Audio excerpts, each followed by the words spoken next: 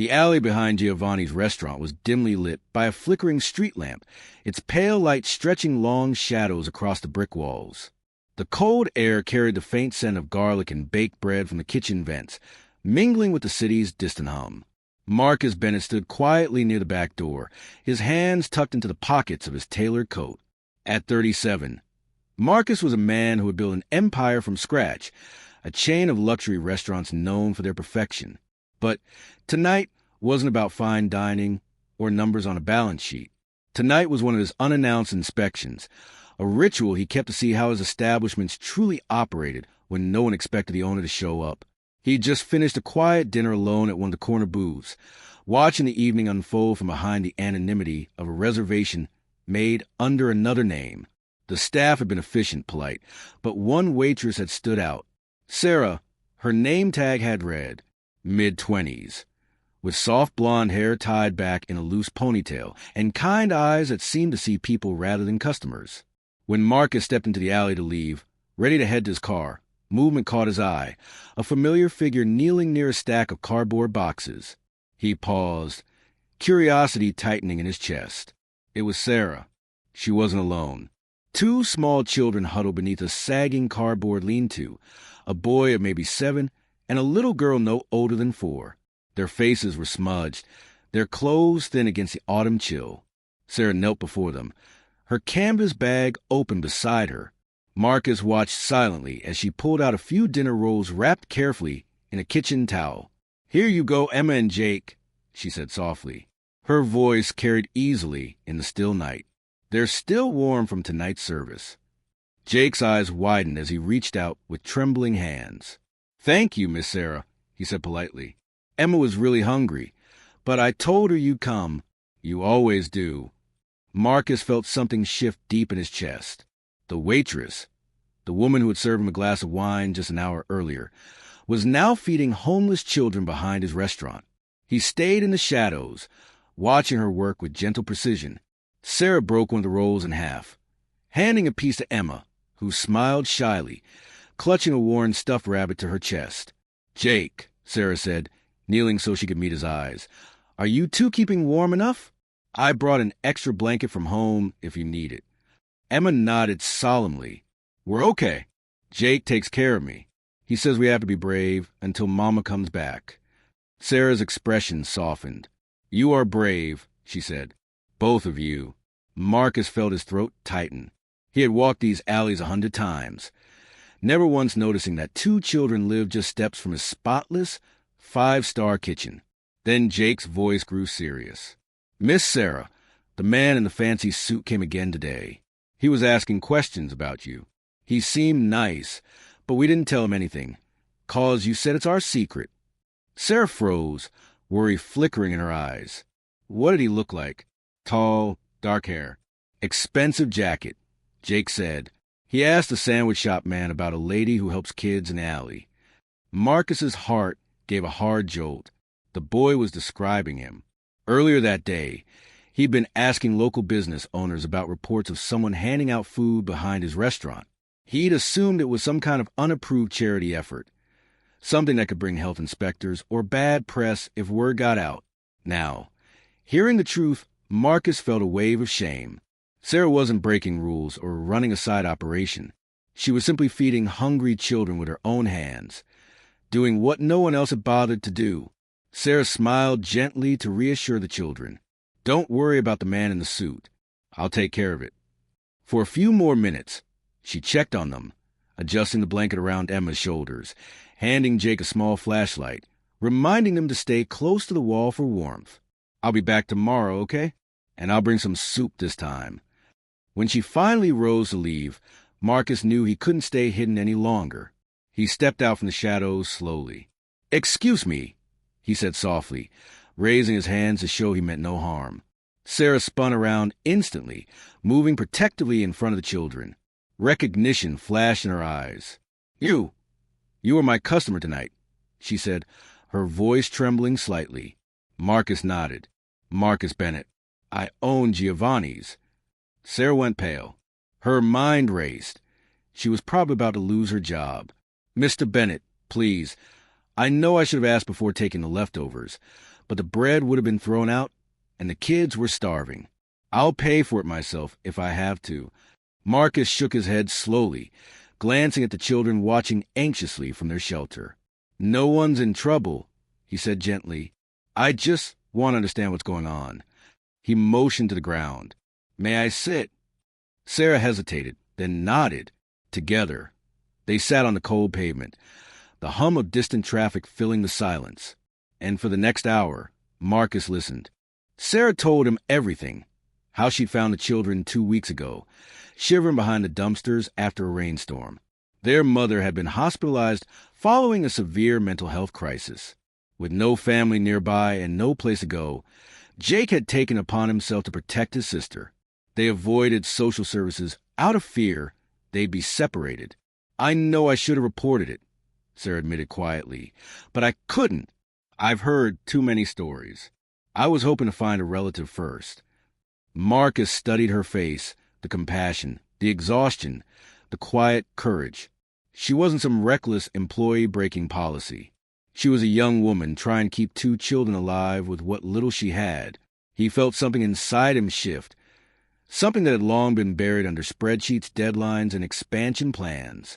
Sarah, he said finally, what if I told you I want to help? Not just with food, but with finding a real solution for Emma and Jake. Tears welled in her eyes, but she nodded. Then I'd say, thank you. They deserve a chance. Over the following weeks, Marcus and Sarah worked side by side. Marcus used his connections to navigate the maze of child welfare and social services, while Sarah provided the heart and persistence to make sure the children weren't lost in the system. Together, they tracked down the kids' aunt, a kind woman in another state who had been desperately searching for them since their mother's hospitalization. When a reunion finally happened, it was one of those rare moments that rewired something deep inside Marcus's soul. Emma ran into her aunt's arms sobbing, Jake following soon after. Their aunt held them tightly, thanking Sarah over and over for keeping them safe. Sarah smiled through her tears, knowing her part in their story was complete, though the bond they'd formed would never fade. For Marcus, that night marked a turning point. He had gone into that alley as a businessman concerned about liabilities. He walked out as a man who had rediscovered his humanity. In the weeks following Emma and Jake's reunion, the atmosphere at Giovanni's subtly changed. Marcus was still a composed and driven businessman everyone respected, but those who knew him best noticed something different, a quiet warmth, a deeper kind of purpose. He and Sarah still met often, sometimes to discuss logistics of the children's transition, sometimes just to talk. Their connection deepened naturally, not from attraction at first, but from shared compassion. One evening, after the restaurant had closed, Marcus found Sarah cleaning tables in the dim light of the dining room. She looked up when she saw him. Everything went through, he said, smiling. Their aunt got full guardianship today. Sarah let out a shaky breath of relief. That's wonderful. Her eyes glistened. They're safe now. They are, Marcus said softly. Because of you. Sarah shook her head. No, Mr. Bennett. Marcus, he corrected gently. She hesitated, then smiled. Marcus, I didn't do anything extraordinary. I just couldn't walk away. That's exactly what makes it extraordinary, he said quietly. There was a pause between them. Not awkward, but full of unspoken emotion. Marcus saw in her something he'd been missing in himself for years.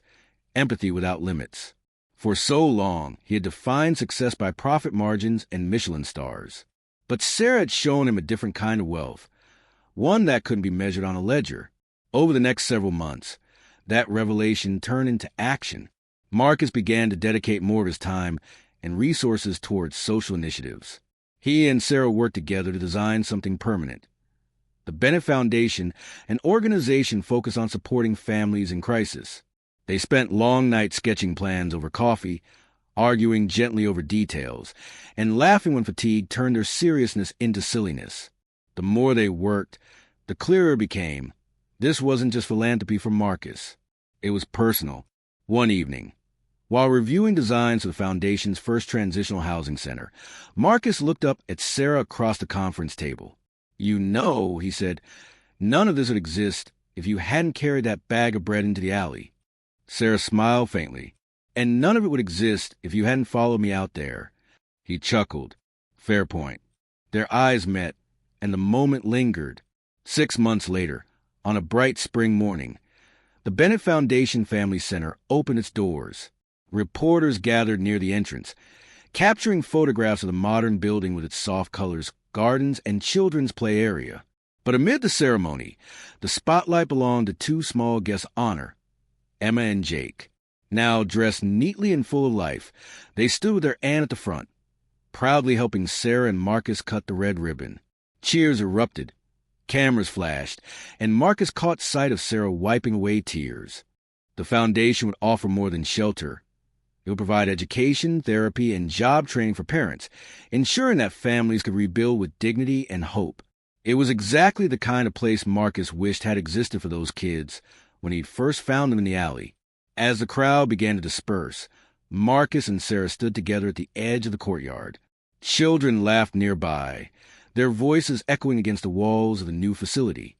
"You know," Sarah said softly, "I never imagined hiding a few rolls of bread would lead to something like this." Marcus smiled, his gaze on her rather than the building. "I never imagined following an employee into an alley would lead to this. To you?" Sarah turned to face him, her expression open, tender. "You've changed, Marcus." He nodded slowly. "You showed me how to." They stood in silence for a moment, watching Emma and Jake playing tag with other children under the soft gold of the setting sun. Then Marcus took Sarah's hand, a gesture both gentle and sure.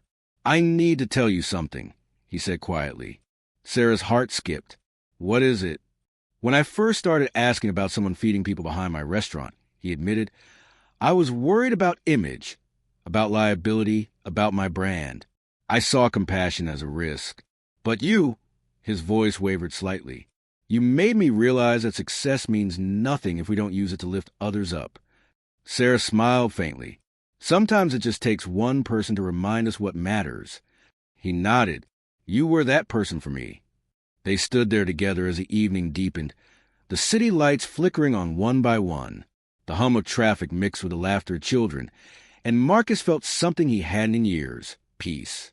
Later that night, as they walked back toward the alley behind Giovanni's, the one where everything had begun, Marcus paused.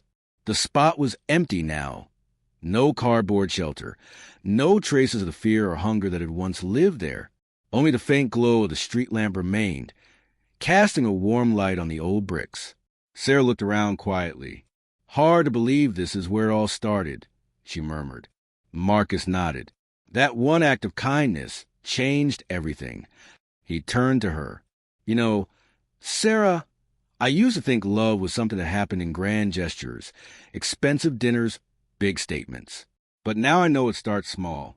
Sometimes with a loaf of bread." Sarah's lips curved into a soft smile. "Love has a way of finding us when we're not looking for it." Marcus reached for her hand again. "When we're too busy loving others," he said softly. As the two of them stood beneath the street lamp, the same one that had illuminated her secret kindness months ago, Marcus realized that the alley no longer felt dark. It felt alive, full of memory, full of light. Sarah hadn't just carried bread that night. She had carried hope. And in discovering her secret, Marcus had found something far greater than charity or redemption. He had found love, the kind that transforms, heals, and endures. And as the night breeze moved through the city, Marcus understood at last that the most valuable things we find in life are often the ones we weren't looking for at all.